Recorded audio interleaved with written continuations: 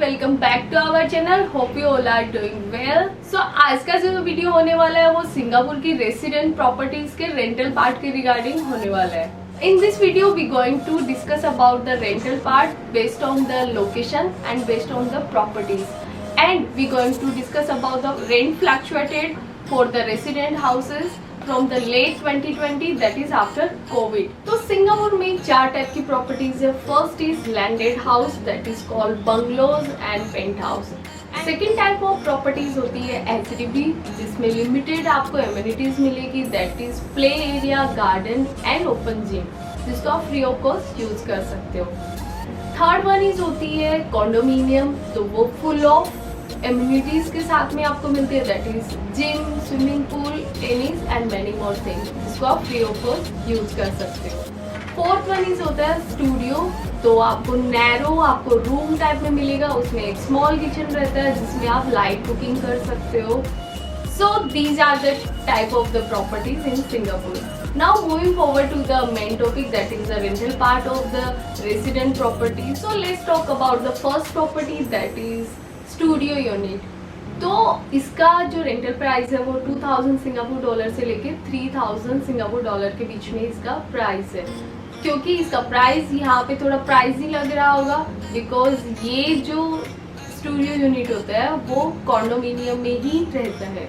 तो इसकी आप बेनिफिट ये है कि आप फैसिलिटीज यूज कर सकते हो। तो स्टूडियो यूनिट की साइज की हम बात करें तो उसका 100 स्क्वायर फीट से लेके 350 स्क्वायर फीट के बीच में इसका साइज रहता है। अगर आप बैचलर हो एंड आप कपल हो, आपके पास ज़्यादा स्टफ्स नहीं है और आपको फैसिलिटीज़ यूज़ करनी है जो कॉन्डोमिनियम की जो रहती है एमिनिटीज़, वो अगर आपको यूज़ करनी है तो this is the best option for you. Now moving forward to the next property, that is HDB.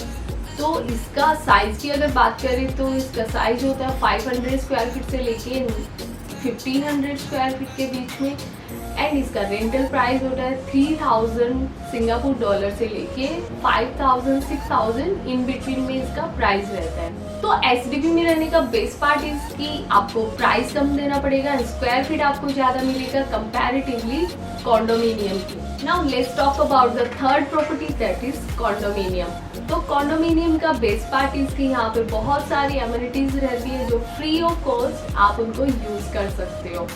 And आपके अगर छोटे बच्चे हैं तो उनको बाहर ले जाने की जरूरत नहीं, क्योंकि आप वहाँ पे प्ले एरिया रहता है, वहाँ पे आप भी इंजॉय कर सकते हो और आपके बच्चे भी वहीं पे साथ में इंजॉय कर सकते हैं। लेकिन जो कॉन्डोमिनियम है उसका स्क्वायर फीट कंपैरेटिवली एचडीबी के थोड़ा छोटा रहता है, बट आपको रेंटल प्राइस थोड़ा comparatively high price range.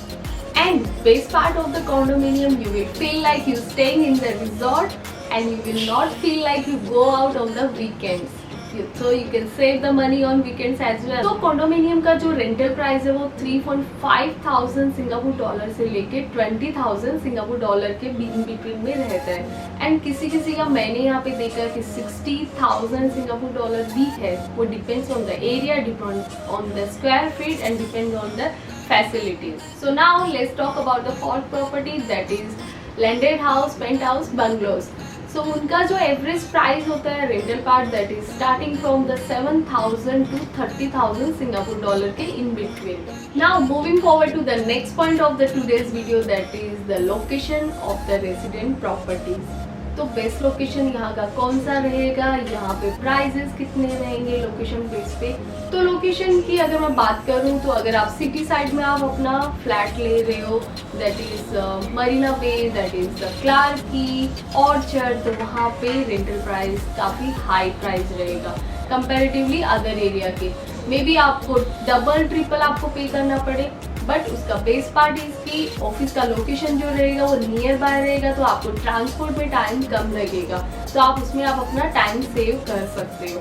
दूसरी जो लोकेशन होती है अपार्ट फ्रॉम द सिटी, तो वहाँ पे रेंटल प्राइस एवरेज सबका सेम ही रहता है। तो कंपैरेटिवली अगर आपको सिटी से कम आपको प्राइस देना है और आपके पास थोड़ा टाइम है ऑफिस जाने के लिए, तो आप अदर साइड में भी आप अपना लोकेशन चूज कर सकते हो फ्लैट के लिए। तो अभी क्वेश्चन ये आ रहा होगा कि प्रॉपर्टी को बुक कहाँ से करें, तो उसके लिए बेस्ट सोर्स है प्रॉपर्टी गुरु एंड 99.com। तो ये रिलायबल 2 वेबसाइट है यहाँ पे सिंगापुर में। यहाँ पे सबसे बेस्ट जो प्रीफर किया जाता है वो है property Guru.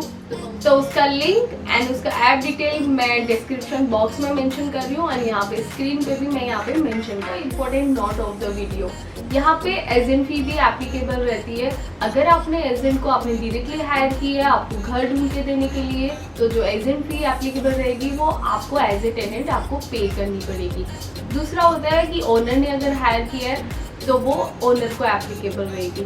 Make sure you cross check कि आपको डबल पे ना करना पड़े एज ए टेनेंट और as a owner. Second thing, agent fee जो रहती है वो आपका जो कॉन्ट्रैक्ट जो ईयर है, अगर आपको 1 साल का कॉन्ट्रैक्ट आपने बनाया है तो आपको 1 मंथ रेंटल फी देनी पड़ेगी। अगर 2 साल का है तो 2 मंथ की रेंटल फी देनी पड़ेगी। तो आपका घर ढूंढ के हो गया, लोकेशन ढूंढ के हो गया, अभी आप बहुत खुश हो रहे होंगे, लेकिन आपने ये सब एक राइट पर्सन को ट्रांसफर किया है। जी हाँ, सिंगापुर में बहुत सारे स्पैम चलते हैं एंड हर दूसरे दिन उसके रिपोर्टिंग होती रहती है, क्योंकि आपको लो प्राइस में बेस्ट लोकेशन का जो ऑफर दिया जाता है तो स्पैम में हर कोई फंस सकता है। तो मेक श्योर आप एजेंट का लाइसेंस नंबर आप जरूर चेक कीजिए and don't transfer any amount before you visit the real house and before sign off your agreement. And if we talk about the rent fluctuation, that is 50% increase from the late 2020 to till now. So this is it for today's video. This has come to the end of the video. I hope you found it helpful. So like, share and subscribe to my channel. We will see you soon next week. तब तक के लिए bye bye and stay safe.